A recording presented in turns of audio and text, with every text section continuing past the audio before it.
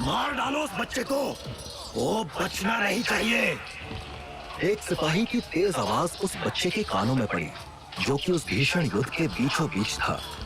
उस बच्चे की आंखों में डर साफ दिख रहा था। उसका मासूम चेहरा पसीने से भीगा हुआ था और उसकी आंखें अपनी मां को खोज रही थी, लेकिन उसे दिख रहे थे सिर्फ एक दूसरे को मारते सैनिक। सोने और चांदी के कवच पहने सैनिकों की तलवारों के टकराने की आवाज उसके कानों में चुभ रही थी। इसी बीच एक चांदी के कवच वाला सिपाही उस बच्चे की तरफ भी अपनी तलवार लेकर बढ़ा। तभी दूसरी तरफ से एक तीर आया, जो बच्चे के ऊपर से होते हुए सीधे उस सिपाही की गर्दन में जा लगा। वो सिपाही चिल्लाया और अपनी गर्दन में लगे उस तीर के साथ ही नीचे जा गिरा। बच्चे ने पीछे की तरफ मुड़कर देखा और उसकी आंखें चमक उठी। तीर चलाने वाला कोई और नहीं बल्कि उसकी मां थी, जिन्होंने सोने का कवच पहन रखा था। उस खूबसूरत महिला के चेहरे पर एक अद्भुत तेज था, साथ ही कुछ जख्म भी। मां? बच्चा जब मां के पैरों से जा लिपटा तो जख्मों के दर्द के बावजूद उसके चेहरे पर एक मुस्कान आ गई। मां ने बच्चे के सिर पर हाथ रखकर कहा, तेरी मां को चोट लगी है बेटा, अभी तुझे गोद में नहीं उठा सकती। बच्चे को अपने सीने से ना लगा पाने का दर्द उस मां के चेहरे पर साफ दिखाई दे रहा था। तभी चांदी के कवच वाला एक सिपाही उनकी तरफ बढ़ रहा था। उसके चेहरे पर मक्कारी भरी मुस्कान थी। अचानक तभी आग की लपटों से घिरी एक तलवार हवा के वेग को काटती हुई पीछे से आई और उस सिपाही के सिर को एक झटके में धड़ से अलग कर दिया। अभी भी मुझ में इतनी जान बाकी है कि अपने बेटे और पत्नी की रक्षा कर सकूं। स्वर्ण कवच पहने एक सुगठित शरीर वाले घायल पुरुष की गर्जन से आसमान कांप उठा था। आग से लिपटी उसकी तलवार हर उस जीव को खत्म करने को तैयार थी, जिसने आंख उठा के उसकी पत्नी और बेटे की ओर देखा। उस आदमी के सौम्य चेहरे पर घनी दाढ़ी और मूंछ के साथ माथे पर सूरज के आकार का लाल तिलक भी था। बच्चा उत्साहित होकर बोला, बाबा। उसके पिता ने उसे गोद में उठा लिया। इसी के साथ उसकी पत्नी भी उसके सीने से जा लगी और बोली, चंद्रवंशी पूरी तैयारी के साथ आए हैं। इस बार वो शैतान विशाख भी उनका साथ दे रहा है। बच्चे के पिता ने उसकी मां के गालों पर हाथ रखकर कहा, हमें कोशिश करनी होगी कि विशाख हमारे बेटे तक ना पहुंचे, वरना सब खत्म हो जाएगा। उस महिला ने अचानक दाईं तरफ कुछ देखा। उसकी आंखों में डर साफ दिखाई दे रहा था। उसने अपने हाथ का इशारा उस तरफ करके घबराते हुए कहा, वो शैतान विशाख, वो हमारे पीछे यहाँ तक आ चुका है। कुछ दूर पहाड़ी के ऊपर वो परछाई खड़ी उनकी तरफ ही देख रही थी। उसकी बस चमकती हुई आंखें ही नजर आ रही थी। उसने अपने पति की तरफ देखकर कहा, अग्नि चक्र को हमारे बेटे के लिए सक्रिय कीजिए। उसके पिता ने यह सुनकर बुझी आवाज में कहा, मेरे अंदर सिर्फ एक ही इंसान को अग्नि चक्र से सुरक्षित रखने की शक्ति बची है। उसके बाद उन दोनों ने एक साथ अपने बच्चे की तरफ देखा। उनकी आंखों में भरे आंसू देव के दिल में डर पैदा कर रहे थे, अपने माँ बाप से बिछड़ने का डर। धीरे धीरे उस बच्चे के पिता उसे अपने सीने से अलग करने लगे। बाबा! देव चिल्लाकर बुरी तरह से रोने लगा। माँ ने बुझी सी आवाज में कहा, मैं मेरे लाल को रोते नहीं देख सकती। उसके पिता ने कहा, हिम्मत से काम लो। पिता ने अपनी आग की लपटों से घिरी तलवार को उठाकर बच्चे के सामने ताना। इसी के साथ उस तलवार से आग हवा में प्रवाहित हुई और उसने देव के आसपास पथरीली जमीन पर एक गोल आग का घेरा बना दिया। रोता हुआ देव अपने और अपने माता पिता के बीच आग की दीवार देखकर और ज्यादा घबरा गया था। तभी उसकी माँ ने दूसरी तरफ देखकर घबरा कर कहा, विशाख किसी तरफ ही आ रहा है। किसी काली परछाई जैसा दिखने वाला विशाख उनसे लगभग 400 मीटर की दूरी पर था। पलक झपकते ही उनके एकदम पास आ गया।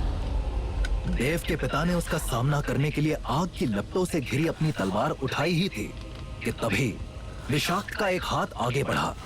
उसका चौड़ा काला भयानक हाथ अब देव के पिता की गर्दन को जकड़कर उन्हें हवा में ऊपर उठा चुका था।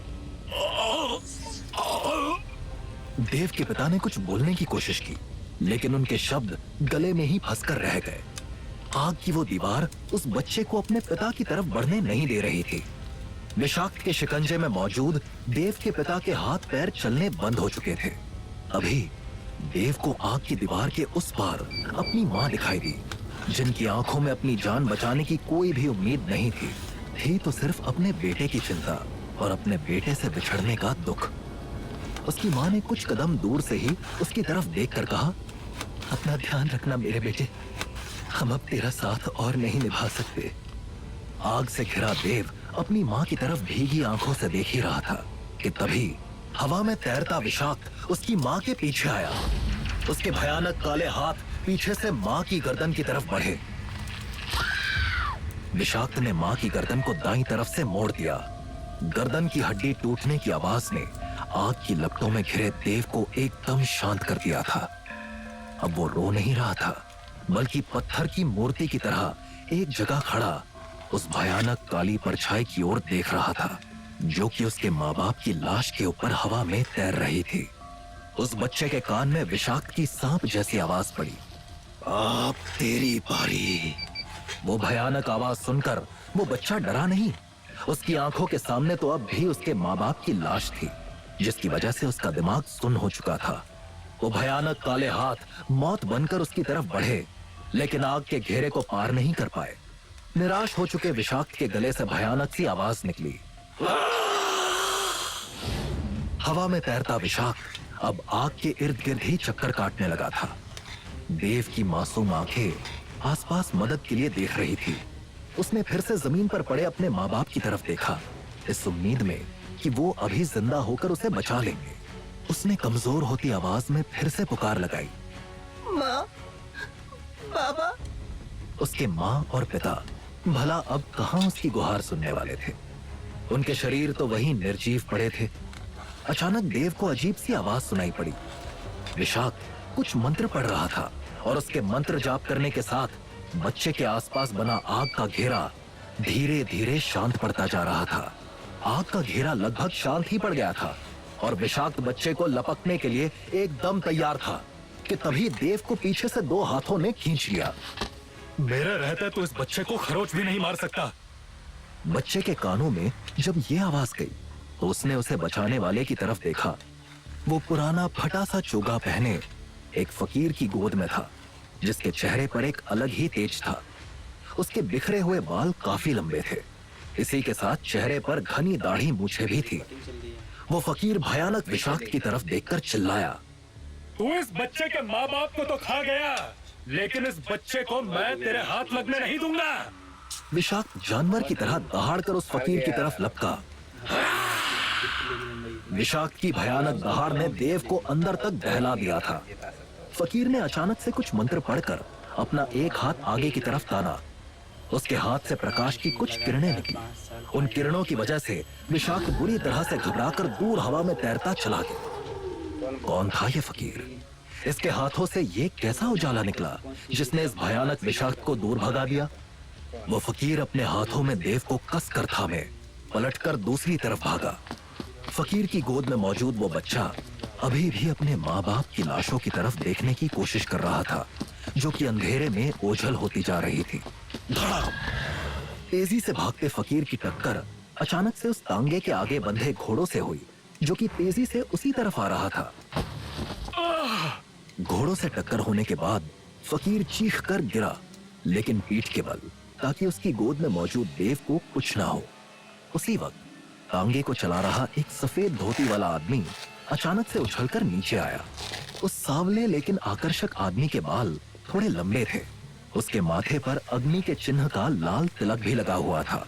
उसने फकीर को देखकर कहा, हे भगवान, ये कौन भिखारी एकदम से तांगे के सामने आ गया? फकीर बच्चे को गोद में उठाए एकदम से उठ खड़ा हुआ। वो उस आदमी की तरफ ध्यान से देखने लगा। उस आदमी ने हैरानी से उस फकीर की तरफ देखकर कहा, कमाल है, तुम तो घोड़ों से सीधे टकरा गए थे। ऐसी टक्कर से किसी आम इंसान की हड्डियां तक टूट जाती, लेकिन तुम तो एकदम सही सलामत हो। वो फकीर पीछे की तरफ देखकर घबरा कर बोला, वो सिपाही आ रहे होंगे, इस बच्चे को बचाना होगा। उस आदमी ने झल्लाकर फकीर से पूछा, अरे कौन सिपाही आ रहे होंगे? ये बच्चा कौन है? क्या तुम इसे कहीं से चुरा कर भागे हो? फकीर ने उस आदमी की बात का जवाब दिए बिना पास जाकर उस तांगे की तरफ देखा। उस फकीर की अजीबोगरीब हरकतें उस आदमी की समझ में नहीं आ रही थी। तभी तांगे के पिछले हिस्से से एक महिला की आवाज आई। क्या हुआ शिवेश? कौन टकरा गया हमारे तांगे से? शिवेश तांगे के पिछले हिस्से की तरफ गया। वो फकीर भी उसके साथ साथ तांगे के पिछले हिस्से की ओर आ गया। वहां एक खूबसूरत महिला बैठी थी। फकीर की गोद में मौजूद बच्चे को देखकर वो मुस्कुराकर बोली, अरे ये तो बहुत प्यारा बच्चा है। कहीं से हमारे तांगे से टकराकर कोई नुकसान तो नहीं हुआ? फकीर ने उसकी बात का जवाब नहीं दिया और तुरंत शिवेश की तरफ पलटकर पूछा, सुनो, तुम कौन हो? तुम कहां से आए हो? शिवेश ने बड़े गर्व के साथ कहा, मैं हरित पर्वत गांव के अधिपति सूर्यकांत का बेटा शिवेश हूँ। हम लोग ऋषि ओंकारनाथ के साधना गृह में जा रहे थे, लेकिन तभी तुम हमसे टकरा गए। फकीर ने शिवेश की आंखों में झांक कर कहा, मेरी बात ध्यान से सुनो। ये बच्चा खतरे में है, एक ऐसे खतरे में जिसकी तुम कल्पना भी नहीं कर सकते। इसे बचा लो। शिवेश ने फकीर की गोद में मौजूद 2 साल के उस बच्चे की तरफ देखा जो अपनी मासूमियत भरी नजरों से शिवेश की तरफ ही देख रहा था। न जाने शिवेश को अपने दिल के अंदर किन भावनाओं का उफान महसूस हुआ। उसके हाथ कब आगे बढ़कर उस बच्चे को अपने गोद में ले चुके थे, उसे खुद पता नहीं चला। शिवेश ने गौर से उस बच्चे की तरफ देखकर कहा, आखिर इतने छोटे बच्चे से किसी की क्या दुश्मनी हो सकती है? उसके कान में फकीर की आवाज गूंजी, देव के भविष्य पर बहुत कुछ निर्भर करता है, इसका ध्यान रखना। उस बच्चे देव को अपनी गोद में थामे शिवेश ने आगे की तरफ देखा। वो फकीर वहां से गायब हो चुका था। शिवेश ने तांगे के पास इधर उधर पेड़ों के झुरमुट की तरफ देखकर कहा, ये फकीर इतनी जल्दी कहां गायब हो गया? ये कोई साधारण भिखारी तो बिल्कुल नहीं था। उसी वक्त हवा को काटते हुए एक नुकीला भाला सीधे उस तांगे की तरफ बढ़ा। शिवेश और उसकी गोद में मौजूद देव कुछ समझ पाते उतनी देर में वो भाला तांगे के अंदर वाले हिस्से के आर पार निकल चुका था। शिवेश की पत्नी की चीख पूरे वातावरण में गूंजी। देव को गोद में लिए शिवेश घबराकर तांगे के पिछले हिस्से की तरफ बढ़ा। वहां जो उसने देखा, उसके बाद उसकी आंखें फैल चुकी थी और टांगे वहीं जम गई थी। भाला उसकी खूबसूरत पत्नी की छाती को चीरते हुए तांगे के पिछले हिस्से को भेद चुका था। शिवेश देव को वहीं जमीन पर रखकर बुरी तरह से चीख उठा, मधुलिका! नहीं, ये क्या हुआ? मधुलिका शिवेश की तरफ ही देख रही थी। वो फुसफुसा कर बोली, अब मेरा अंतिम समय आ चुका है। शिवेश ने तांगे के अंदर जाकर उसके चेहरे पर हाथ रखकर कहा, ऐसा मत कहो मधुलिका। मधुलिका ने शिवेश को देखते देखते अपनी आंखें धीरे धीरे मूंद ली। शिवेश अभी भी यकीन नहीं कर पा रहा था कि मधुलिका उसे छोड़कर जा चुकी है। उसने 2-3 बार मधुलिका के चेहरे को अपने हाथ से थपथपाते हुए कहा, मधुलिका, उठो मधुलिका। मधुलिका के ठंडे पड़ते शरीर के साथ शिवेश का दिल भी टूट चुका था। आंखों में आंसू लिए वो तांगे के बाहर निकल आया और वापस देव को अपनी गोद में उठा लिया। शिवेश की गोद में मौजूद देव को दूर से आते कुछ सिपाहियों की आवाज आई, वो रहा बच्चा उस तांगे के पास। ये किसी भी कीमत पर जिंदा नहीं बचना चाहिए। शिवेश को जब तक होश आया बहुत देर हो चुकी थी। उसने कुछ ही दूर खड़े चांदी का कवच पहने सिपाहियों में से एक ने पूरी ताकत से एक और भाला उन्हें निशाना बनाते हुए उनकी तरफ फेंक दिया था। शिवेश के पास अब भाले के रास्ते से हटकर बचने का भी समय नहीं था। अब क्या शिवेश और वो बच्चा एक साथ उस भाले का निशाना बनने वाले थे? तभी अचानक कुछ ऐसा हुआ जिसकी उम्मीद शिवेश को भी नहीं थी। भाला उनसे कुछ ही इंच दूर था कि तभी देव की दोनों आंखों में हल्की सी एक चमक आ गई। उसी वक्त उनकी तरफ आते भाले की दिशा हल्की सी बदली और भाला शिवेश के पैरों के पास धरती में जा घुसा था। इसी के साथ नन्हा सा देव शिवेश से लिपटकर ऐसे रोने लगा जैसे वही उसके माँ और बाबा दोनों थे। शिवेश को अपनी आंखों पर यकीन नहीं हो रहा था। उसने अपनी गोद में थामे बच्चे की तरफ देखते हुए कहा, उस फकीर ने शायद सच ही कहा था। इस बच्चे में कुछ तो खास बात है। उसने इस बच्चे का नाम देव बताया था। आज इसी की वजह से मेरी जान बची है, तो मुझे भी इसकी जान बचानी होगी। कौन है देव और कैसे है उसके अंदर ऐसी रहस्यमयी शक्तियां? कौन थे देव के माता पिता? वो उसे किस भयानक परछाई से बचाने की कोशिश कर रहे थे? कैसा होगा देव का आगे का जीवन? अगर हमारी तरह आपको भी ये सब जानना है तो बने रहिए पॉकेट एफएम पर सर्वशक्तिमान देव के अगले एपिसोड के साथ।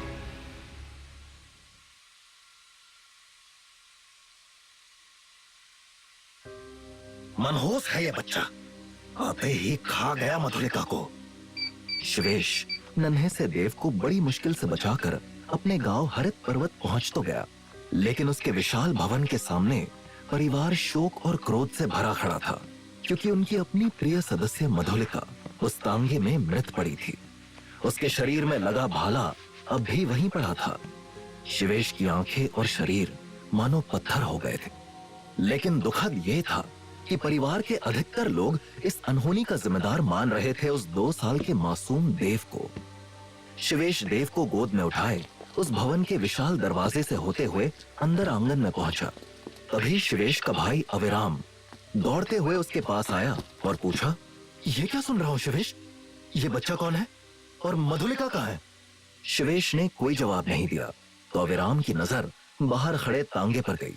उसमें खून से सना भाला लगा देखकर वो बोला, इसका मतलब मधुलिका? शिवेश ने गहरी सांस लेकर कहा, वो एक भयानक युद्ध का शिकार हो गई। उसी युद्ध के दौरान ये बच्चा मिला मुझे। घर की 2 औरतें भी दौड़ती हुई उस तरफ आई। उनमें से एक ने शिवेश के पास आकर गुस्से में कहा, जिसकी वजह से मेरी प्यारी जेठानी अब इस दुनिया में नहीं है, उसे आप घर में ले आए? शिवेश की गोद में मौजूद नन्हा देव अपनी तरफ नफरत से देखते लोगों को भी मासूमियत से निहार रहा था। शिवेश ने कमजोर सी आवाज में कहा, मधुलिका के साथ जो भी हुआ उसमें देव का कोई दोष नहीं है। तभी देव की नजर एक लड़के पर पड़ी जो कि बड़ा उत्साहित सा भवन के अंदर से आ रहा था। वो एकदम से शिवेश के पैरों से जा लिपटा और इधर उधर देखकर पूछा, पिताजी, माँ तांगे से उतर क्यों नहीं रही है? शिवेश की बेजान आंखों से आंसू की पतली धार बह निकली। उसने अपने बेटे के सिर पर हाथ फेर कर कहा, मुझे माफ कर दे शिवांग, मैं तेरी माँ को बचा नहीं पाया। ये सुनकर शिवांग एकदम सुन पड़ चुका था। अविराम अपनी लाल अंगारे जैसी आंखें लिए तेजी से देव की तरफ बढ़ता हुआ बोला, मेरी भाभी इसी को बचाने के चक्कर में मरी है, इसको तो मैं। रुक जाओ अविराम। शिवेश देव के सामने ढाल की तरह आकर बोला, देव को तुम छुओगे भी नहीं। अविराम ने शिवेश की आंखों में आंखें डालकर कहा, सड़क पर पड़े कचरे से इतना लगाव? शिवेश ने अविराम के और पास आकर कहा, यह मत भूलो कि मैं तुमसे बेहतर योद्धा हूँ। देव ने रक्षा की है मेरी, अगर इसे बचाने के लिए मुझे शस्त्र भी उठाने पड़े तो मैं झिझकूंगा नहीं। अविराम कुछ कहता उससे पहले उसके कंधे पर पीछे से किसी ने हाथ रखा और भारी आवाज में कहा, तो अब मेरी संतानें अग्निवंश का नाम ऐसे ऊंचा करेंगी?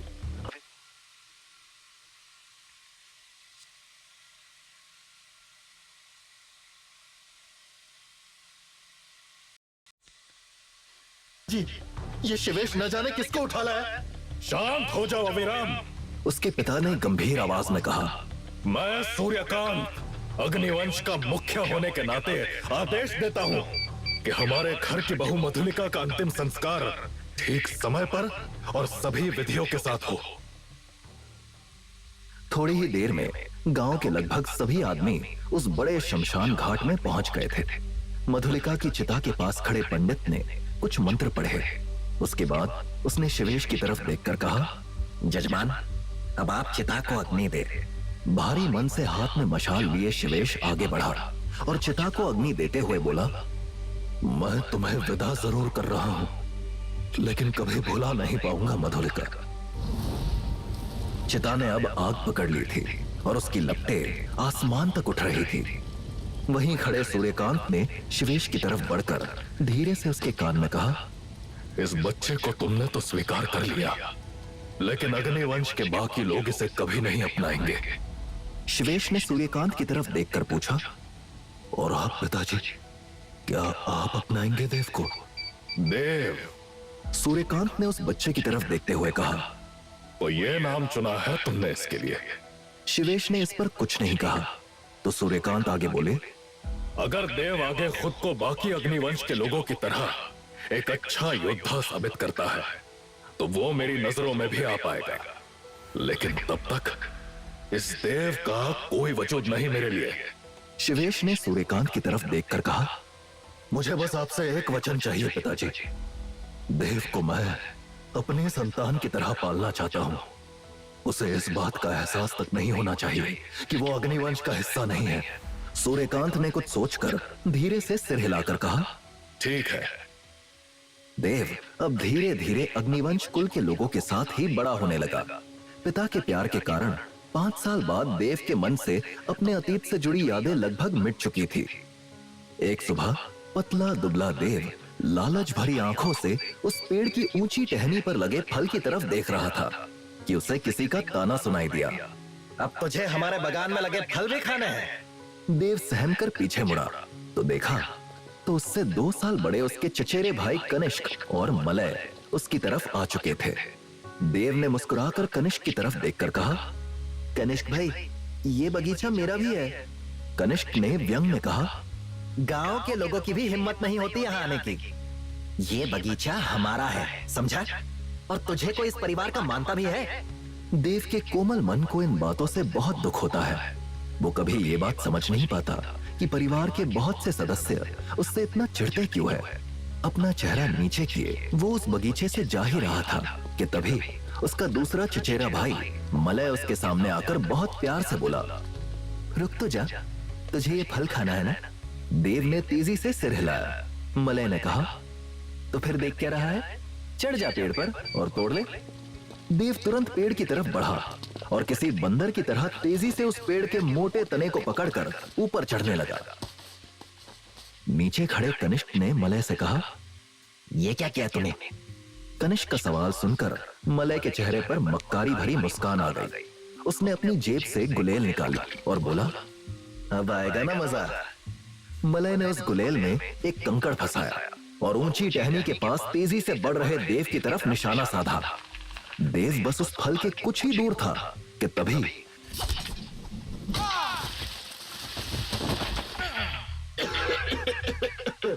जमीन पर गिरा देव बुरी तरह से खांस रहा था। तभी मलय ने देव के सीने पर अपना पैर रखकर कहा, बस यही जगह है तेरी हमारे परिवार में। हमारा नौकर है तू और हमेशा वही रहेगा। तभी पीछे से किसी ने मलय को जोर से धक्का दिया और वो भी धूल में जा गिरा। उसके बाद धूल में गिरे देव की तरफ वो नन्हा कोमल सा हाथ बढ़ा। देव ने ऊपर देखा, उससे बस 2 साल बड़ी लड़की उसी की तरफ देख रही थी। देव उसे देखकर मुस्कुरा दिया और उसका हाथ थामकर उठ खड़ा हुआ। उसके बाद उस लड़की ने गुस्से से कनिष्क और मलय की तरफ देखकर कहा, मैंने तुमसे कहा था ना कि मेरे छोटे भाई देव को दोबारा परेशान मत करना।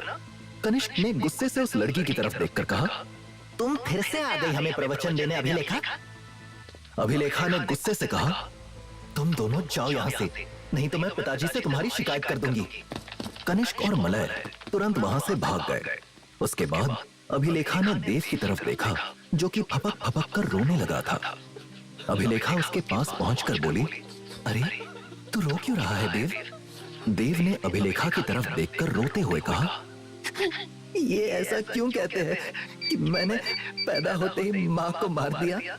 अभिलेखा ने देव के दोनों कंधों पर हाथ रखकर कहा, तूने ऐसा कुछ भी नहीं किया। अच्छा तुझे फल खाना था ना, ये ले। देव ने अपनी चोटों को भूलकर मुस्कुरा के अभिलेखा से फल ले लिया। अभिलेखा ने उससे कहा, अच्छा अब सुन, हम सबको अतिथि भवन बुलाया है। आज विकास नगर के राजा विक्रमसेन हरित पर्वत आ रहे हैं। तू फटाफट जाकर कपड़े बदल और चेहरा साफ करके उनका स्वागत करने के लिए वहीं आ जा। कुछ देर बाद देव और अभिलेखा बेहद भव्य अतिथि भवन के पास पहुंचे तो वहां पहले से ही देव के पिता शिवेश, उसका बड़ा भाई शिवांक और परिवार के बाकी सदस्य खड़े थे। देव को उस तरफ आता देखकर अविराम की पत्नी अनुप्रिया अपनी सुनहरी साड़ी का पल्लू ठीक करते हुए बोली, इसको यहाँ किसने बुला लिया? अब ये घर के बाकी लोगों के साथ राजा विक्रमसेन का स्वागत करेगा क्या? उसकी बात सूर्यकांत के कानों तक पहुंची जो कि सबसे आगे खड़े थे। उन्होंने अनुप्रिया की तरफ देखकर कहा, बहू, आज के दिन मुझे कोई हंगामा नहीं चाहिए। ये सुनकर अनुप्रिया ने मुंह बना लिया। देव और अभिलेखा भी बाकी सबके साथ जाकर खड़े हो गए थे। इतने में ही कई कवचधारी सिपाहियों से घिरी एक बहुत ही शानदार बग्घी अग्निवंश परिवार के अतिथि भवन के सामने आकर रुक गई। एक सिपाही ने आगे बढ़कर तेज आवाज में कहा, महापराक्रमी राजा विक्रमसेन पधार रहे हैं। बग्घी का दरवाजा खुला और तेजवान राजा विक्रमसेन बाहर निकले। सूर्यकांत मुस्कुराते हुए आगे बढ़े और राजा विक्रमसेन के सामने हाथ जोड़कर बोले, आइए राजा साहब, मैं अग्निवंश परिवार का मुखिया सूर्यकांत अतिथि भवन में आपका स्वागत करता हूँ। राजा विक्रमसेन ने सूर्यकांत के कंधे पर हाथ रखकर कहा, आपका बहुत धन्यवाद। उसके बाद उन्होंने बग्घी की तरफ देखकर कहा, आर्या दिव्या परितोष चलो बाहर निकलो।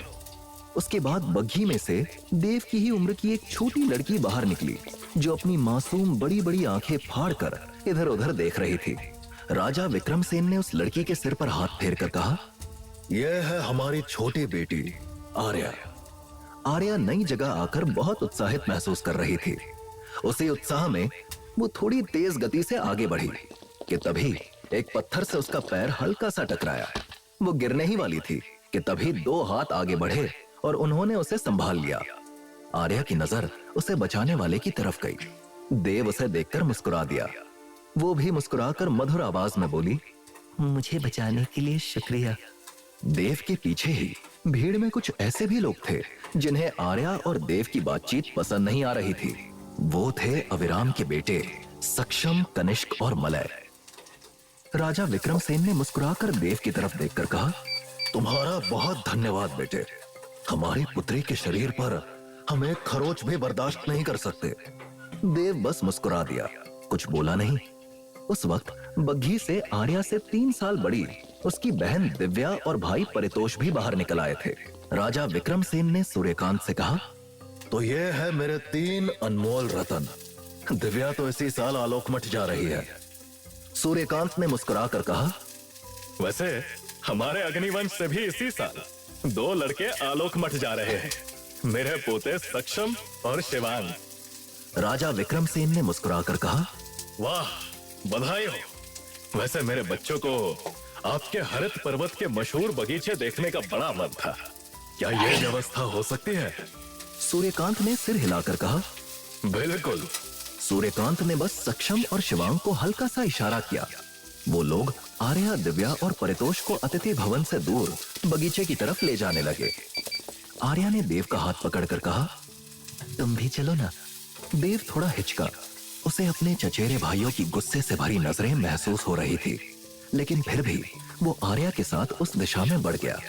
आर्या ने शांति से चल रहे देव से पूछा, क्या तुम हमेशा इतने शांत रहते हो? देव ने कहा, हाँ, क्योंकि मेरे ज्यादा दोस्त नहीं है ना। आर्या बोली, लेकिन तुम तो इतने सारे भाई बहन हो, क्या वो नहीं खेलते तुम्हारे साथ? आर्या के इस सवाल ने देव की आंखों के दर्द को फिर से छलका दिया था। खेलती है ना, मेरी बड़ी बहन अभिलेखा मेरे साथ खेलती है। इस तरह के सवालों से बचने के लिए देव ने कहा। उसने एक दूसरा सवाल आर्या से पूछा, वैसे ये आलोकमठ क्या है? आर्या ने चौंक कर कहा, तुम्हें आलोकमठ नहीं पता? दूर दूर से वहां पर लोग योद्धा बनने आते हैं। देव के चेहरे से लग रहा था कि उसे आलोकमठ की बातों ने प्रभावित कर दिया था। उसने आर्या से झिझक कर पूछा, क्या मैं भी जा सकता हूं आलोकमठ? उनकी बातचीत सुनकर पीछे चलते कनिष्क ने धीरे से मलय से कहा, सुन मलय, देव को लात मारकर आगे कीचड़ में गिरा दो क्या बेइज्जती होगी इसकी राज परिवार के लोगों के सामने। कनिष्क और मलय एक दूसरे की तरफ देखकर मुस्कुरा उठे थे। कनिष्क के हाथ देव को धक्का देने के लिए आगे बढ़ गए। वहीं दूसरी तरफ किसी राज्य के अंदर एक चौड़े गलियारे में कई सारी लाशें बिछी पड़ी थी। बच्चे, बूढ़े और सिपाही सब उन लाशों में शामिल थे। इन्हीं लाशों के बीच खड़ा एक सिपाही हांफते हुए अपने सामने मौजूद हवा में तैरती भयानक परछाई की तरफ देख रहा था। वो गुस्से और दुख के कारण चीखा, तूने मेरे सारे राज्य को नष्ट कर दिया विशाख, कुछ भी नहीं बचा यहाँ। सिपाही का सवाल सुनकर वो परछाई तैरती हुई तेजी से उसकी तरफ आई। एक भयानक काला हाथ सीधे उस सिपाही की गर्दन पर जम गया और उसे हवा में उठा लिया।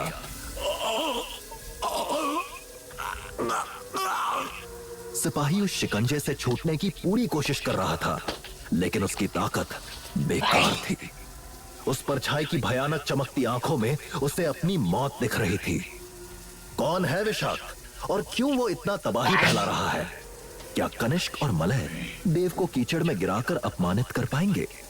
जानने के लिए सुनिए सर्वशक्तिमान देव का अगला एपिसोड, सिर्फ पॉकेट एफएम पर।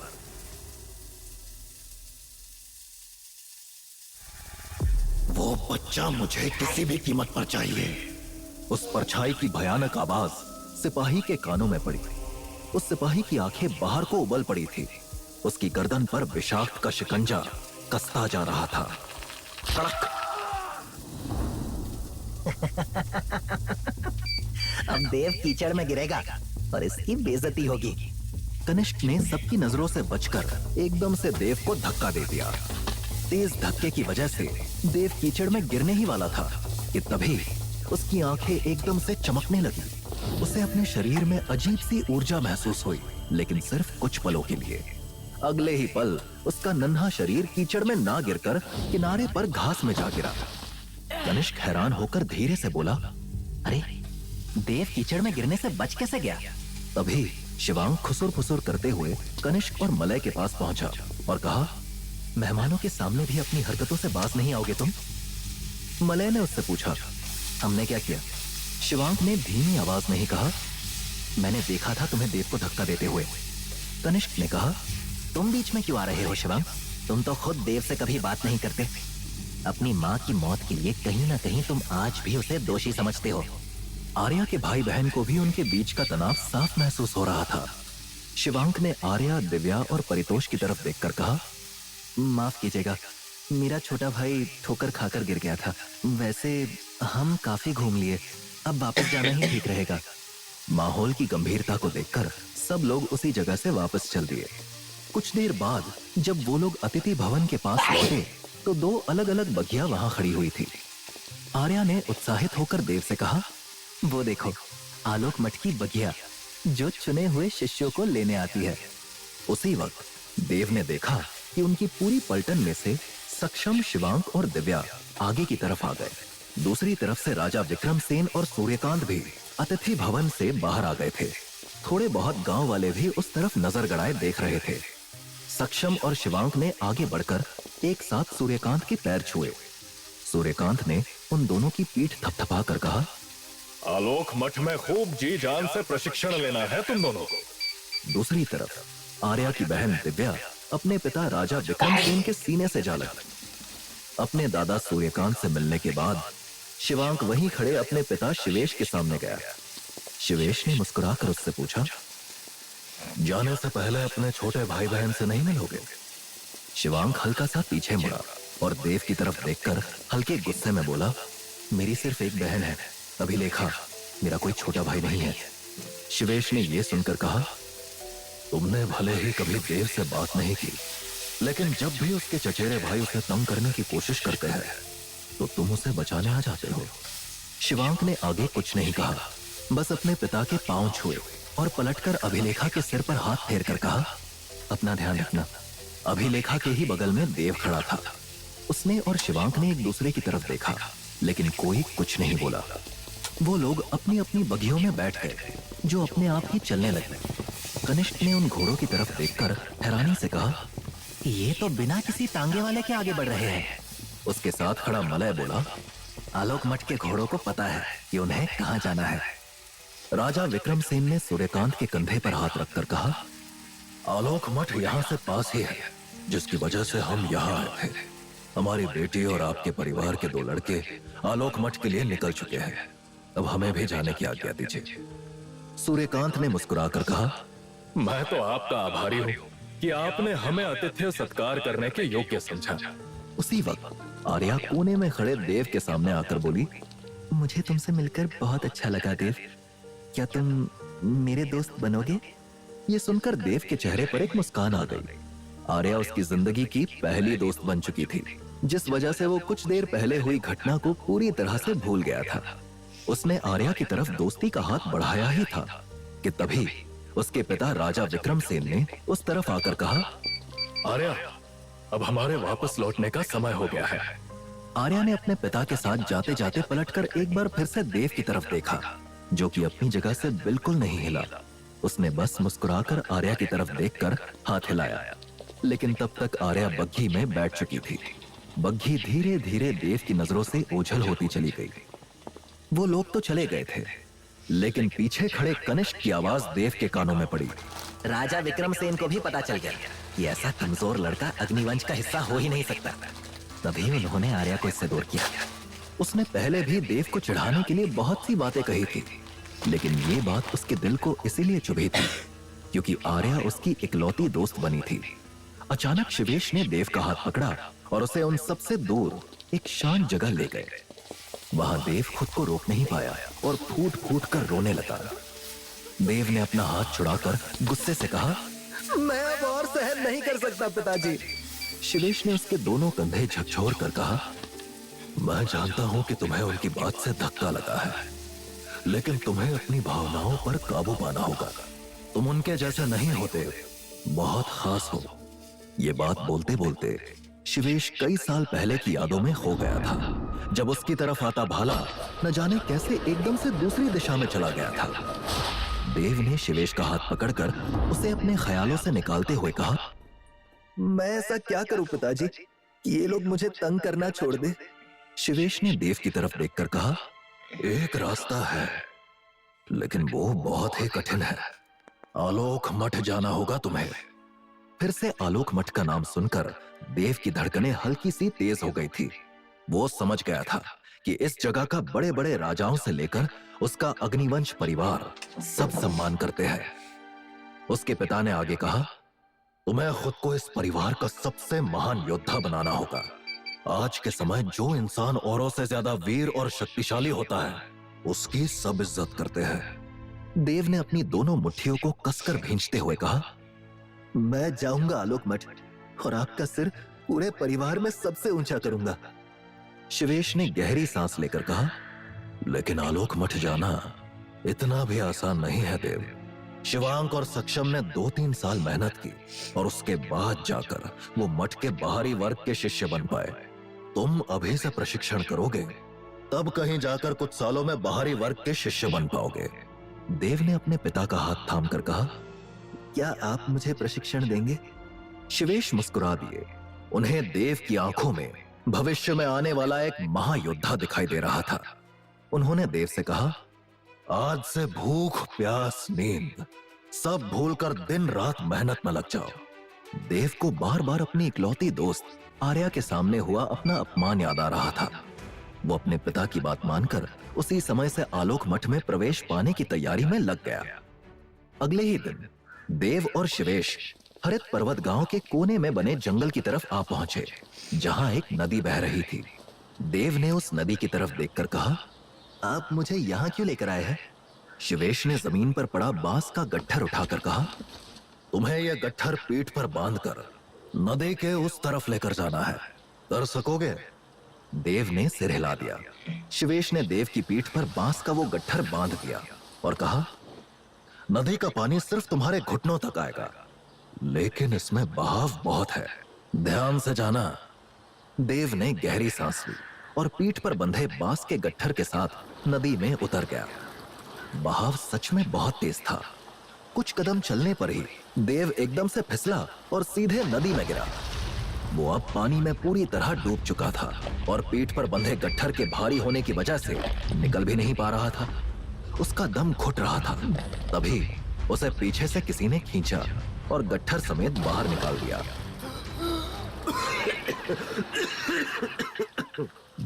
बुरी तरह से खांसते गीले हो चुके देव ने पीछे मुड़कर देखा। शिवेश ने उसकी तरफ हाथ बढ़ाकर मुस्कुराते हुए कहा, अभी तो तुम्हारा प्रशिक्षण बस शुरू हुआ है। तुम जब तक प्रशिक्षण पूरा नहीं करोगे, यहीं जंगल में बनी कुटिया में सोओगे और यहीं पेड़ पर लगे फल खाओगे। देव अपने पिता का हाथ थामकर उठ गया। उसे समझ में आ गया था कि अभी उसके सामने उसके प्यारे पिता नहीं, बल्कि एक कठोर अध्यापक खड़ा था, जो किसी भी हाल में अपने शिष्य को जीतते हुए देखना चाहता था। अगले दिन देव ने अभ्यास के दौरान 2 कठोर पत्थरों को अपने हाथों से पकड़ रखा था। उसकी पीठ पर भी एक भारी पत्थर रखा हुआ था। उसने पीठ पीछे से उसकी एड़ियों पर एक पतला डंडा जोर से पड़ा। देव चीखा। उसके पिता, जो कि डंडा पकड़े पीछे खड़े थे, कड़क आवाज में बोले, मैंने बताया था ना कि पीठ बिल्कुल मुड़नी नहीं चाहिए। अभी तुम्हें 2 घंटे और ऐसे ही रहना है। क्या 2 घंटे और? देव ने थोड़ा चौंक कर कहा। शिवेश ने कोई जवाब नहीं दिया। वो देव की कमर पर रस्सी से पत्थर बंधवाकर उसे उबड़ खाबड़ जमीन पर चलवाते, उसे एक जगह बिठाकर 2 घंटे तक ध्यान करवाते। कभी कभी उसे सोने के लिए भी पथरीली जमीन मिलती। अभ्यास करते हुए कब 1 साल बीत गया पता ही नहीं चला। 8 साल का देव एक दिन जब थक कर वहीं जंगल में एक पेड़ के नीचे बैठा था, तो शिवेश ने उसके सामने एक प्याला लाकर रख दिया जिसमें हरा सा काढ़ा था। देव ने अजीब सा मुंह बनाकर कहा, ये कैसा काढ़ा है पिताजी? क्या मुझे ये पीना पड़ेगा? शिवेश ने मुस्कुराकर कहा, मैंने जंगल में मिलने वाली कुछ खास जड़ी बूटियों को पीसकर इस काढ़े को तैयार किया है। इसको पीने से तुम्हें शक्ति मिलेगी। देव ने उसका एक घूंट लेकर कहा, ये तो बहुत कड़वा है पिताजी। शिवेश ने उसके मुंह से प्याला अलग नहीं होने दिया और उसके गले में काढ़े को उड़ेलते हुए कहा, यह शक्तिवर्धक काढ़ा है। तुम मारक युद्ध कला के पहले स्तर पर हो, लेकिन इसे पीकर तुम दूसरे स्तर पर आ जाओगे। देव ने पूरा काढ़ा एक घूंट में पीकर अपना मुंह पोंछकर कहा, मारक युद्ध कला ये क्या होती है? शिवेश ने कहा, योद्धा बनने की शुरुआत में मारक युद्ध कला ही सिखाई जाती है। इसके 8 स्तर होते हैं। मैं अभी तक तुम्हें मारक युद्ध कला का प्रशिक्षण ही दे रहा था। देव को काढ़ा पीकर अपने शरीर में कुछ बदलाव महसूस हो रहे थे। उसने हैरान होकर कहा, पिताजी, मेरे शरीर में मुझे अजीब सी शक्ति महसूस हो रही है। शिवेश ने उससे प्याला लेकर कहा, तुम मारक युद्ध कला के पहले स्तर से दूसरे स्तर पर आ चुके हो, इसीलिए तुम्हें ऐसा महसूस हो रहा है। तुम्हें एक राज की बात बताऊं? बताइए ना। बोलते हुए देव अपने हाथों की तरफ देख रहा था जिनमें उसे अब काफी शक्ति महसूस हो रही थी। शिवेश ने कहा, मारक युद्ध कला के पहले स्तर से दूसरे स्तर तक पहुंचने में ही लोग 4 साल लगा देते हैं, लेकिन तुम एक ही साल में स्तर तक पहुंच गए, शायद अपने अंदर मौजूद उस खास शक्ति की वजह से। देव ने कहा, आपने मुझसे पहले भी ऐसा कहा था कि मेरे अंदर कोई शक्ति है जिसको मुझे पहचानना है। ऐसा क्या है मेरे अंदर? शिवेश ने इस बात का कोई जवाब नहीं दिया। उनके चेहरे पर बस देव के भविष्य की चिंता थी। जंगल में कठिन अभ्यास करते हुए 2 साल और निकल गए। 10 साल का मजबूत और फुर्तीला देव पीठ पर गट्ठर बांधे उसी नदी के सामने खड़ा था। शिवेश ने देव के कंधे पर हाथ रखकर कहा, क्या अब तुम तैयार हो इस परीक्षा के लिए जिसमें 3 साल पहले तुम नाकाम हुए थे? देव ने शिवेश से कहा, मैं तैयार हूं पिताजी। शिवेश ने कहा, जो लोग मारक युद्ध कला के तीसरे स्तर तक पहुंच जाते हैं, सिर्फ वही इस नदी को पार कर पाते हैं। देव ने नदी की तरफ देखकर कहा, मैं इस बार नदी को जरूर पार कर लूंगा। शिवेश की आंखों में चिंता साफ दिख रही थी। देव ने गहरी सांस ली और पीठ पर बंधे गट्ठर के साथ नदी में उतर गया। इस बार उसे तेज बहाव या पीठ का भार कुछ भी महसूस नहीं हो रहा था। उसकी आंखों में खुशी की चमक थी। वो बड़बड़ाया, इस बार तो ये नदी मैं आराम से पार कर लूंगा। वो नदी के बीच में पहुंचा ही था कि तभी उसका पैर एकदम से फिसला और वो बांस के गट्ठर समेत पानी में डूब गया। देव का दम घुटता जा रहा था। वो सतह पर आना चाहता था, लेकिन गट्ठर के वजन की वजह से नहीं आ पा रहा था। देव! उसके पिता की आवाज उसे दूर से आ रही थी, लेकिन वो कुछ नहीं कर पा रहा था। क्या तेज बहता पानी देव की जान ले लेगा? क्या देव के अंदर छिपी शक्ति उसे इस बार बचाएगी? कौन है ये विशाक्त और कैसे पहुंचेगा ये देव तक? जानने के लिए सुने सर्वशक्तिमान देव का अगला एपिसोड सिर्फ पॉकेट एफएम पर। नीचे करो इसको। देव, कहाँ हो तुम? पानी से बाहर आओ। शिवेश पूरी ताकत से चीखा। उसकी धड़कनें तेज हो चुकी थी।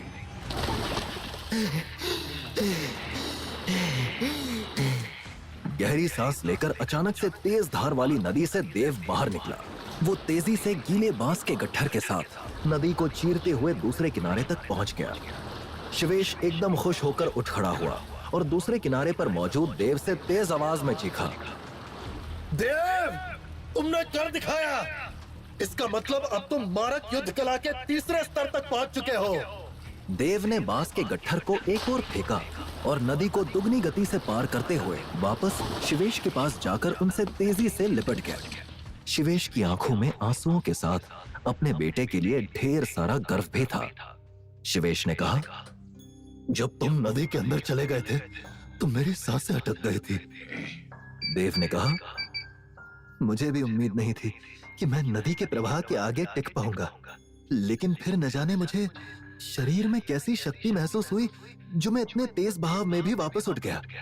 अपनी भावनाओं पर काबू पाकर शिवेश ने देव से कहा, अब हमें वापस लौटना चाहिए। देव ने कहा, जी पिताजी, बहुत दिन हो गए हरित पर्वत को देखे हुए, अब वापस घर ही चलते हैं। शिवेश ये सुनकर मुस्कुराकर बोले, तुमसे किसने कहा कि हम वापस हरित पर्वत जा रहे हैं? ये सुनकर देव का माथा ठनक गया। उसने पूछा, अगर हम वापस घर नहीं जा रहे तो कहां जा रहे हैं? आलोक मठ। शिवेश के मुंह से उस जगह का नाम सुनकर देव के रोम रोम में फिर से उत्साह भर गया था।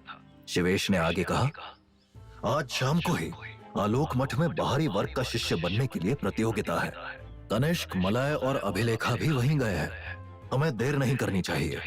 देव ने कहा, आपका आदेश मेरे लिए पत्थर की लकीर है पिताजी, मैं आलोक मठ में प्रवेश करके रहूंगा। कनिष्क, मलय और अभिलेखा एक ही बग्घी में बैठकर आलोक मठ पहुंच चुके थे। बड़े हिस्से में फैली पथरीली लाल धरती पर और भी कई बघिया खड़ी थी, जहां और भी कई लड़के लड़कियां थे। उसी वक्त उन्हें एक घोड़े की टापें सुनाई। उन्होंने देखा कि शिवेश और देव एक घोड़े पर सवार उसी तरफ आ गए थे। ये देखकर उनकी हैरानी का ठिकाना नहीं रहा। मलय ने फुसफुसाकर कहा, ये देव यहाँ क्यों आया है? उनके नीचे उतरते ही अभिलेखा दौड़ कर गई और उनके सीने से लगकर बोली, पिताजी, आपको यहाँ देखकर बहुत खुशी हो रही है मुझे। उसके बाद वो पीछे खड़े देव की तरफ गई और उसके गले लगकर बोली, कितने समय से तुम्हें ठीक से नहीं देखा देव, कहाँ थे तुम? खैर, ये सब छोड़ो, तुम दोनों मुझे प्रतियोगिता में सफल होने की बधाई देने आए हो ना? शिवेश ने अभिलेखा के सिर पर हाथ रखकर कहा, मेरा आशीर्वाद तो हमेशा तेरे साथ ही है बिटिया रानी। इस प्रतियोगिता में तू भी सफल होगी और तेरा भाई देव भी। अभिलेखा तो ये सुनकर चौंकी ही थी, लेकिन उसके साथ ही पीछे खड़े कनिष्क और मलय और भी ज्यादा चौंके। अभिलेखा ने देव की तरफ देखकर हैरानी से कहा, तो इसीलिए तुम इतने वक्त से गायब थे? तुम चुपके से बाहरी वर्ग की प्रतियोगिता के लिए प्रशिक्षण ले रहे थे। देव कुछ बोल पाता उससे पहले ही एक भारी भरकम पहरेदार आगे बढ़कर बोला, जितने सगे संबंधी अपने रिश्तेदारों को छोड़ने आए हैं वे सब वापस जाएं। प्रतियोगिता बस शुरू ही होने वाली है। शिवेश और देव की नजरें कुछ देर के लिए मिली। उसके बाद वो घोड़े पर बैठकर पलटे और तेजी से उस जगह से दूर निकल गए। देव शिवेश को जाते देख ही रहा था कि उसे पीछे से कनिष्क का ताना सुनाई दिया, ये लो, अब हमारे घर के नौकर हमारी बराबरी करेंगे। ये सुनकर देव पीछे पलटा और कनिष्क की तरफ देखकर बोला, मैं इतने वक्त बाद अब सभी से मिला, लेकिन फिर भी आप लोगों को मुझे ताना ही मारना है। कनिष्क गुस्से में आगे बढ़ा और देव को हल्का सा धक्का देते हुए कहा, मुझे जो मन में आएगा मैं करूंगा, पर अभी तो तुझे बचाने के लिए तेरे पिता भी यहाँ नहीं है। तभी देव के कानों में एक जानी पहचानी आवाज पड़ी, देव? उसने पीछे मुड़कर देखा तो हैरान रह गया। मुस्कुराती हुई आर्या उसके ठीक सामने खड़ी थी। मलय और कनिष्क भी उसे देखकर एकदम शांत पड़ गए थे। देव ने खुश होकर कहा, आर्या तुम? इतने सालों बाद? आर्या के चेहरे से भी लग रहा था कि वो अपने बचपन के दोस्त को देखकर बहुत खुश हुई थी। वो बोली, मुझे बिल्कुल उम्मीद नहीं थी कि तुम मुझे आलोक मठ में मिलोगे। आर्या की बात सुनकर देव ने पूछा, तो क्या तुम भी आलोक मठ की प्रतियोगिता में हिस्सा लेने आई हो? आर्या ये सुनकर बोली, मेरी बड़ी बहन दिव्या तेजी से एक बेहतरीन योद्धा बनती जा रही है। वो अब आलोक मठ के अंदर वाले हिस्से में है, मुझे भी उसकी तरह बनना है। देव ने कहा, मुझे तुम्हें यहाँ देखकर बहुत खुशी हुई। उसी वक्त एक पहरेदार सभी शिष्यों के बीच में आकर भारी भरकम आवाज में बोला, आलोक मठ के बाहरी वर्ग का शिष्य बनने की प्रतियोगिता अब शुरू हो चुकी है। आग जलने की तेज आवाज सभी ने सुनी। इसी के साथ पहाड़ी के एक कोने में आग की बड़ी बड़ी लपटें उठने लगी। उनके कानों में पहरेदार की भारी भरकम आवाज पड़ी, जो लोग इस आग की दीवार को पार कर लेंगे वो प्रतियोगिता के पहले चरण में जीत जाएंगे। आर्या हिम्मत करके भीड़ से आगे बढ़ी। देव ये देखकर हैरान रह गया था। पीछे खड़े कनिष्क ने कहा, ये महलों में पली नन्ही सी राजकुमारी भला आग की दीवार कैसे पार करेगी? उसी वक्त आर्या एक ऊंची छलांग लगाकर आग की दीवार के उस पार चली गई। देव, अभिलेखा, कनिष्क और मलय के साथ बाकी सब भी ये देखकर हैरान रह गए थे। तभी पहरेदार की आवाज गूंजी, हमारे पास पूरा दिन नहीं है, या तो तुरंत आग की दीवार को पार करो या वापस लौट जाओ। उसके बाद कुछ और लोगों ने भी कोशिश की। कुछ लोग आग की दीवार को पार कर गए, लेकिन कुछ कोशिश नाकाम होने पर आग में थोड़ा झुलस भी गए। कनिष्क और मलय भी एक साथ छलांग लगाकर आग की दीवार को पार कर चुके थे और अभिलेखा भी। दूसरी तरफ आ चुके कनिष्क ने अभिलेखा की तरफ देखकर कहा, लगता है तुम्हारा प्यारा छोटा भाई आग से डरकर भाग गया। अभिलेखा उस आग की दीवार की तरफ देख रही थी। आर्या की नजरें भी उसी तरफ गड़ी हुई थी। दूसरी तरफ खड़े देव के दिमाग में बस अपने पिता की बात चल रही थी। तुम्हें आलोक मठ में प्रवेश लेकर योद्धा बनना है देव। मेरी तुमसे बहुत उम्मीदें हैं। ये बात याद आते ही देव ने अपने घुटने मोड़कर पूरी ताकत से छलांग मारा। उसका शरीर आग की लपटों के ऊपर तैर गया। उसके पैर थोड़े से झुलस भी गए थे, लेकिन वो आग की दीवार के दूसरी तरफ जा गिरा। अभिलेखा एकदम से आगे बढ़ी और देव के गले लगकर बोली, मुझे पता था कि मेरा भाई आग की इस दीवार को पार कर लेगा। आर्या भी देव के पास आई और मुस्कुराकर बोली, बधाई हो, तुम इस मुश्किल चरण को पार कर गए। देव आर्या की तरफ देखकर मुस्कुरा दिया। कनिष्क और मलय के चेहरे पर उस वक्त जलन के भाव थे। उन्होंने आसपास देखा, आधे से भी कम लोग आग की दीवार को पार कर पाए थे। बाकी या तो लौट गए थे या उस दीवार को पार करने के चक्कर में घायल हो चुके थे। तभी एक पहरेदार फिर से उन लोगों की तरफ आया और तेज आवाज में बोला, पहला चरण पार करने की आप सबको बधाई, लेकिन अभी दूसरा और आखिरी चरण बाकी है, जो कि है पत्थर दौड़। भीड़ में से दूसरे चरण का नाम सुनकर खुसुर फुसुर हो रही थी। तभी पहरेदार ने उन्हें शांत रहने का इशारा करते हुए कहा, तुम सबकी कमर से एक रस्सी बांध दी जाएगी, जिससे बंधे पत्थर को घसीटते हुए तुम सबको दूर मौजूद उस बरगद के पेड़ तक भागना है। आखिरी 20 लोग प्रतियोगिता से बाहर हो जाएंगे और बाकी लोग आलोक मठ के बाहरी वर्ग में प्रवेश कर सकेंगे। कनिष्क ने मुस्कुराकर देव की तरफ देखकर कहा, पहला चरण तो तू तुक्के से पार कर गया था, लेकिन अब क्या करेगा? देव ने कोई जवाब नहीं दिया। कुछ ही देर में पहरेदारों ने सभी लोगों की कमर से उन रस्सियों को बांध दिया जिससे पत्थर लिपटे हुए थे। सभी लोग दौड़ने के लिए एकदम तैयार थे। एक पहरेदार ने अपने मुंह से शंख बजाकर सबको एक साथ दौड़ने का इशारा किया। सभी लोग अपनी कमर से बंधे बड़े बड़े पत्थरों को घसीटते हुए दौड़ने लगे। कनिष्क और मलय एक साथ तेज गति से सबसे आगे भाग रहे थे। मलय ने भागते हुए कहा, देखा भाई, कोई भी हमारी बराबरी नहीं कर पा रहा है। उसी वक्त कनिष्क ने दाईं तरफ देखा तो उसका चेहरा उतर गया। देव दौड़ता हुआ उनके बगल में आ पहुंचा था। वो दोनों पहले तो हैरान रह गए। उसके बाद कनिष्क ने गुस्से से कहा, इससे तो मैं अभी मजा चखाता हूँ। कनिष्क दौड़ते हुए दाईं तरफ गया और देव को कंधे से धक्का मारकर गिराने की कोशिश की। उस मजबूत धक्के से देव गिरा तो नहीं, लेकिन उसका संतुलन हल्का सा बिगड़ गया था। उसने कनिष्क की तरफ देखते हुए कहा, कनिष्क भाई, आपको ऐसा नहीं करना चाहिए, ये नियमों के खिलाफ है। कनिष्क ने मक्कारी भरी मुस्कुराहट के साथ कहा, जीत का सिर्फ एक ही नियम है, कैसे भी करके जीतो। कनिष्क ने वापस देव को धक्का मारने की कोशिश की, लेकिन तभी पीछे से दौड़ती हुई आर्या देव के बगल में आ गई।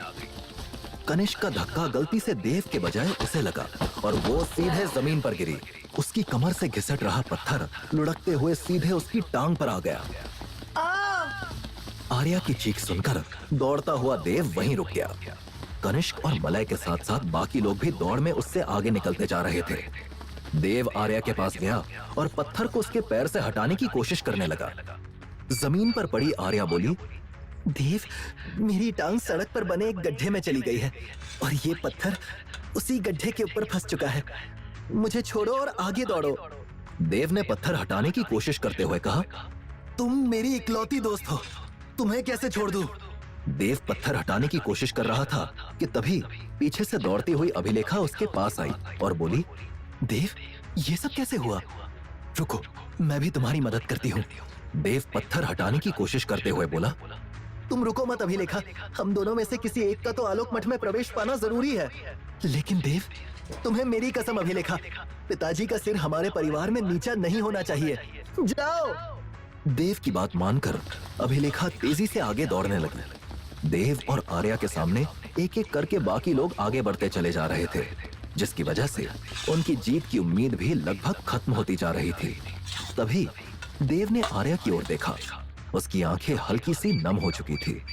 यह देखकर देव के शरीर के अंदर कुछ हलचल होने लगी। उसकी आंखें फिर से चमक उठी।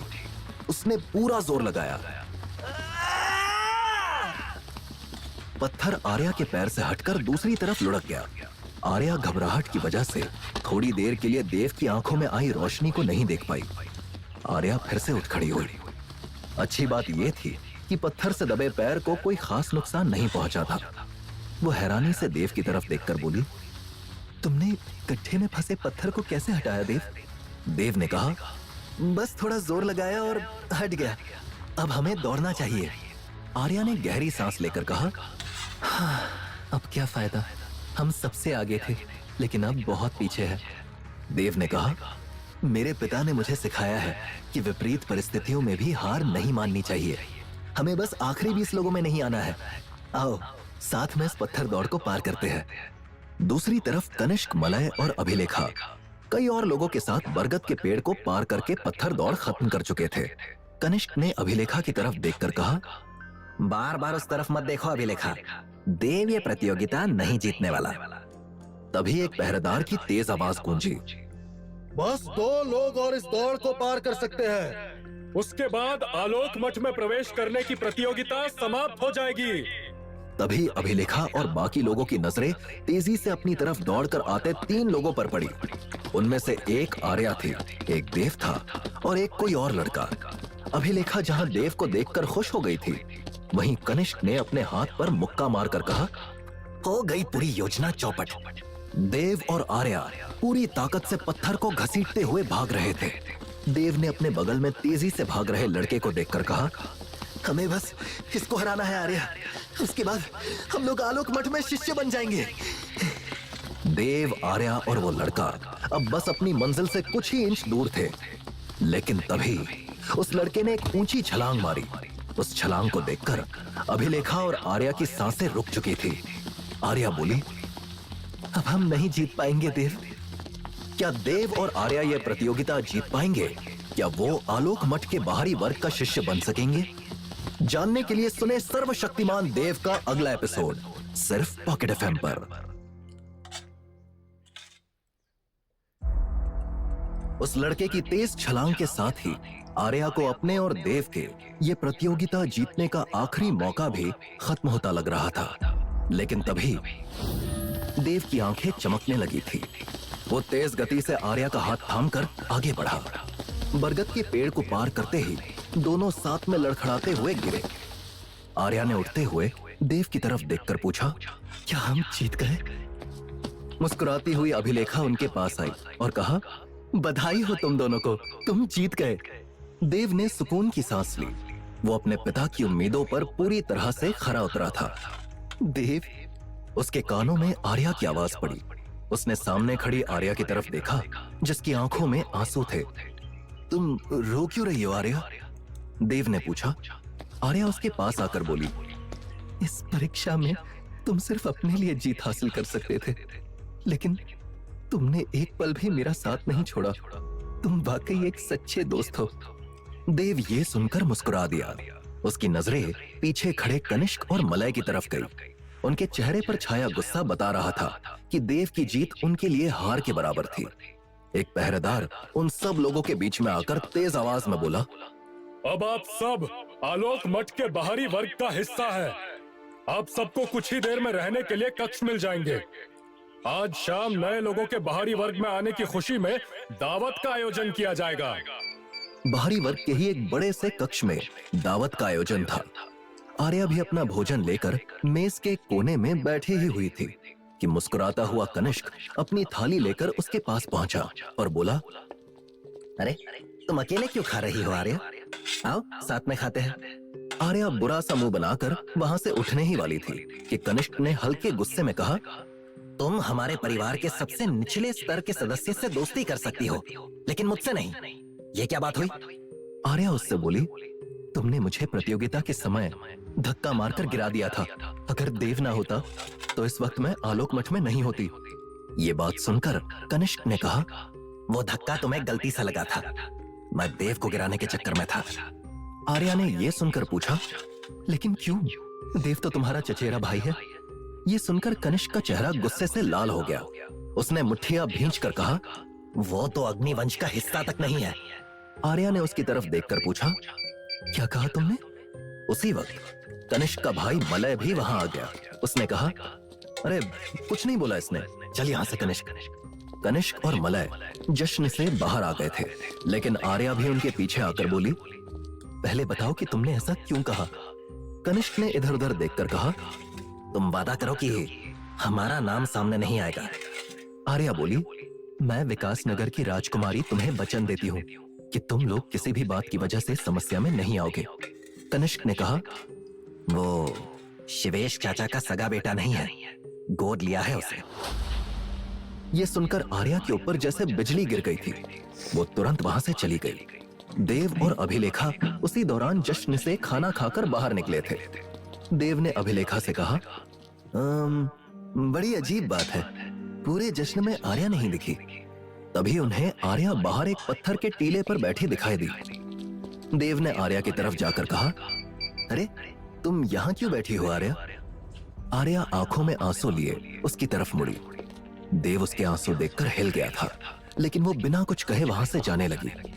रुको आर्या, कम से कम मुझसे बात तो करो। देव की आवाज में अब लाचारी साफ झलक रही थी। उसे डर था कि वो अपनी इकलौती दोस्त को खोने वाला है। अभिलेखा ने देव से कहा, तुम अपने कक्ष में जाओ देव, मैं आर्या से बात करूंगी। देव उस रात बस करवटें बदलता रह गया। नींद उसकी नजरों से कोसों दूर थी। अगली सुबह सूरज निकलते ही अभिलेखा उस तरफ गई जहां आर्या बाकी लड़कियों के साथ कसरत कर रही थी। आर्या ने उसे बुरा सा मुंह बनाकर कहा, मुझे अकेला छोड़ दो। अभिलेखा ने उसका हाथ पकड़कर कहा, लेकिन तुम देव से नाराज क्यों हो? आर्या ने गुस्से से उसकी तरफ देखकर कहा, देव ने इतनी बड़ी बात छुपाई मुझसे। उसने मुझे क्यों नहीं बताया कि उससे उसके पिता ने गोद लिया है? ये सुनकर अभिलेखा एकदम स्तब्ध रह गई थी। कुछ पलों के लिए उसका दिमाग काम करना बंद कर चुका था। उसने पूछा, ये तुम्हें किसने बताया? आर्या ने उससे पूछा, उससे क्या फर्क पड़ता है, ये बताओ कि ये सच है या नहीं। अभिलेखा ने कमजोर सी आवाज में कहा, ये सच है, लेकिन देव को इस बात की भनक तक नहीं है। आर्या ये सुनकर हैरान थी। वो बोली, इसका मतलब उसे अब तक पता ही नहीं है कि वो अग्निवंश का खून नहीं है? नहीं, और मैं तुमसे हाथ जोड़कर विनती करती हूँ कि उसे पता चलना भी नहीं चाहिए, वरना सब खत्म हो जाएगा। अभिलेखा की बात सुनकर आर्या कुछ बोली नहीं, बस उसके पीछे एक जगह उसकी नजरें टिकी रह गई। अभिलेखा ने आर्या से पूछा, क्या हुआ, तुम पीछे कहाँ देख रही हो? आर्या ने जब कोई जवाब नहीं दिया तो अभिलेखा ने खुद पीछे मुड़कर देखा। देव उसके ठीक पीछे आंखों में आंसू लिए खड़ा था। अभिलेखा के पैरों तले जमीन खिसक चुकी थी। वो और आर्या देव की तरफ बढ़े, लेकिन देव पलटकर दूसरी तरफ बढ़ गया। अभिलेखा तेज आवाज में बोली, देव रुको, मेरी बात तो सुनो। तभी उन सबके सामने से घोड़े पर सवार शिवेश उसकी तरफ आते दिखाई दिए। देव, आर्या और अभिलेखा तीनों के ही कदम उन्हें देखकर थम चुके थे। शिवेश तेजी से घोड़े से नीचे उतरे और सामने खड़े देव को तेजी से गले लगाकर बोले, आलोक मठ के बाहरी वर्ग का शिष्य बनकर तूने मेरा सिर गर्व से ऊंचा कर दिया। जैसे ही मुझे खबर मिली मैं तुरंत तुझसे मिलने चला आया। देव ने कुछ कहा नहीं, उसने बस अपने हाथों से धीरे धीरे शिवेश को खुद से दूर कर दिया। शिवेश खुद ये देखकर हैरान थे। वो बोले, देव क्या हुआ तुझे? आंखों में आंसू लिए देव दूसरी तरफ पड़े एक बड़े पत्थर की तरफ मुड़ा और एक के बाद एक उस पर मुक्के बरसाने लगा। देव के हाथ लाल पड़ गए थे। वो एक और मुक्का मारने ही वाला था कि शिवेश ने उस मुक्के को अपने हाथ पर रोककर कहा, बस करो देव, ये क्या पागलपन है? देव शिवेश की तरफ मुड़ा। उसकी गुस्से से भरी लाल आंखें देखकर शिवेश बुरी तरह से हिल गए थे। उन्हें जब तक कुछ समझ में आता, देव तेजी से आगे बढ़ गया। रुक जा देव, कहां जा रहा है? चीखते हुए शिवेश देव की तरफ बढ़ ही रहा था कि अभिलेखा उसके सामने आ गई। पिताजी, अभिलेखा ने रोते हुए कहा, देव को सच पता चल चुका है कि आपने उसे गोद लिया था। शिवेश ने जब ये सुना तो उसके घुटनों की शक्ति तो जैसे खत्म ही हो गई थी। उन्होंने बुझी सी आवाज में कहा, कितनी कोशिश की थी मैंने देव को इस सच से बचाने की, लेकिन सब खत्म हो गया। तभी अभिलेखा ने सिसकते हुए शिवेश से कहा, आप चिंता मत कीजिए पिताजी, मैं समझाऊंगी उसे, अभी आप जाइए। शिवेश के लौटने के बाद देव का बर्ताव बहुत बदल चुका था। वो सिर्फ अभ्यास करने के लिए कमरे से निकलता था और किसी से बात नहीं करता था। आर्या और अभिलेखा ने उससे बात करने की काफी कोशिश की, लेकिन देव उनके आते ही दूर चला जाता था। कुछ महीने बाद वो दिन भी आ गया जब पहली बार आलोक मठ के आंतरिक वर्ग में जाने की परीक्षा थी। बाहरी वर्ग के सभी शिष्य उस बड़े से लोहे के फाटक के सामने खड़े थे। कनिष्क कुछ ज्यादा ही उत्साहित लग रहा था। वो बोला, चलो प्रतियोगिता के बहाने ही सही, आलोक मठ के मुख्य हिस्से के थोड़े बहुत दर्शन तो हुए, वरना वो पहरेदार तो इस तरफ आने ही नहीं देते थे। तभी अचानक वो फाटक खुला और उन सब के सामने घनी दाढ़ी मूंछ वाले एक बहुत तेजवान पुरुष आए, जिन्होंने नीली धोती पहन रखी थी। उन्होंने तेज आवाज में कहा, मैं आचार्य मनांग आलोक मठ के मुख्य हिस्से में आप बाहरी वर्ग के शिष्यों का स्वागत करता हूँ। आप मेरे पीछे प्रतियोगिता के मुख्य स्थल तक आइए। शिष्यों को आलोक मठ के मुख्य हिस्से की सुंदरता के दर्शन करने को नहीं मिले, क्योंकि आचार्य मनांग उन्हें एक अलग रास्ते से जंगल के आगे एक पहाड़ी के पास ले आए थे। वहां लड़के लड़कियां भूरा चोगा पहनकर खड़े हुए थे। उन्हीं में से एक 16 साल की बेहद खूबसूरत लड़की थी। आर्या कनिष्क और मलय को धक्का मारते हुए उस लड़की के पास पहुंच गई और बोली, दिव्या दीदी, आपको बहुत याद किया मैंने। दिव्या ने भी मुस्कुराकर उससे कहा, मैंने भी तुझे बहुत याद किया। आर्या ने उसके कपड़े की तरफ देखकर कहा, ये भूरा चोगा तो आलोक मठ के मुख्य शिष्यों को मिलता है ना दीदी? इसका मतलब अब आप आलोक मठ के अंदरूनी शिष्यों में भी चुनिंदा लोगों में से है। दिव्या ने बस धीरे से सिर हिला दिया। उसने पीछे खड़े देव की तरफ देखा, जो एक कोने में एकदम शांत खड़ा था। उसने आर्या से पूछा, वो लड़का तो अग्निवंश से है ना, तुम्हारा दोस्त? आर्या ने दुखी होकर कहा, दोस्त था दीदी, लेकिन शायद अब नहीं है। उनकी बात सुनकर कनिष्क और मलय के मुंह खुले के खुले रह गए। मलय बड़बड़ाया, ये राजा विक्रमसेन की बेटी दिव्या है, जो कुछ साल पहले सक्षम और शिवांग भाई के साथ आलोक मठ गई थी। हम तो इसे पहचान ही नहीं पाए। तभी एक भूरा चोगा वाला लड़का उनकी तरफ बढ़ा और बोला, तुम तो मुझे भी नहीं पहचान पाए। सक्षम भाई! मलय उत्साहित होकर चीख पड़ा और उनके गले जा लगा। सक्षम ने हंसकर कहा, मैं जानता था कि तुम दोनों नालायक बाहरी वर्ग की परीक्षा को पार ही कर लोगे। मलय बोला, लेकिन आप तो इतने समय से मुख्य शिष्य बन गए, ये तो बहुत बड़ी बात है। उसकी नजर पीछे खड़े देव पर गई, जो कि बस इधर उधर देख रहा था, लेकिन किसी की बात में दिलचस्पी नहीं ले रहा था। सक्षम ने व्यंग में उसकी तरफ देखकर कहा, देव भी यहाँ है, ये जरूर बड़ी हैरानी की बात है। मलय ने कहा, किस्मत की बात है सक्षम भाई। वैसे इसका भाई शिवांग कहाँ है? वो मुख्य शिष्य नहीं बन पाए क्या? सक्षम ने थोड़ी अकड़ के साथ कहा, आलोक मठ के बाहरी वर्ग से अंदर आना मुश्किल है, लेकिन मुख्य शिष्य बनना और भी ज्यादा मुश्किल। ये हर किसी के बस की बात नहीं। देव उनकी बातें सुन रहा था, लेकिन अपनी तरफ से कोई प्रतिक्रिया नहीं दे रहा था। पिता के झूठ ने उसे इतनी तकलीफ दी थी कि ये बातें अब बहुत छोटी हो गई थी। तभी आचार्य मनांक सबके बीच में आकर बोले, आलोक मठ के आंतरिक वर्ग का हिस्सा बनने की प्रतियोगिता का पहला चरण शुरू होने जा रहा है। आपको सामने दिख रहे पहाड़ी रास्ते को दौड़कर पार करना है। ये सुनकर सभी शिष्यों में फुसफुसाहट शुरू हो गई। कनिष्क ने कहा, यह तो बाहरी वर्ग की प्रतियोगिता से भी ज्यादा आसान है।